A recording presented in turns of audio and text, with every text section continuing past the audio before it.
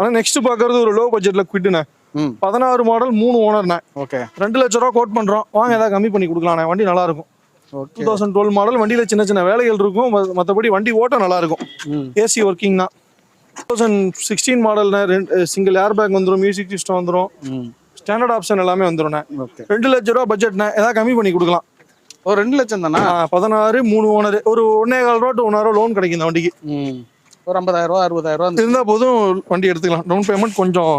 ஆனா என்ன பொறுத்த வரைக்கும் இந்த 2 லட்ச ரூபா பட்ஜெட்டுங்கிறது ரெடி பேமெண்ட்ங்கிறது கரெக்டா இருக்கும். பெஸ்ட். ஏன்னா லோன் போனீங்கன்னா 1.5 லட்ச ரூபாய்க்கு டாக்குமெண்ட் சார்ஜ், ப்ராசஸிங் ஃபீஸ், உங்களுக்கு ஒரு இன்சூரன்ஸ்னு போட்டு இதுலயே ஒரு 12,000 13,000 கொண்டு வந்துருவாங்க.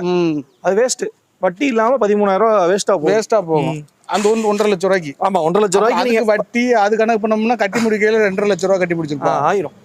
அப்புறம் வண்டி விற்கையில நம்மளுக்கு அதுவும் நட்டா இது ஒரு டிப்ரிசியேஷன், அதுலயும் ஒரு டிப்ரிசியேஷன் பெரிய லாஸா இருக்கும். ஏன்னா இப்ப 2 லட்ச ரூபா ஃபைனலா கிடைக்கும். 2 லட்ச ரூபா சொல்றோம், நேர்ல வாங்க கம்மி பண்ணி கொடுக்கலாம். அதையும் அனுசரிச்சு கொடுக்கலாம். அனுசரிச்சு கொடுக்கலாம். ஓகேண்ணே. ஏன்னா 16 மாடல்ல மாடல் லோன் கிடைக்கும்.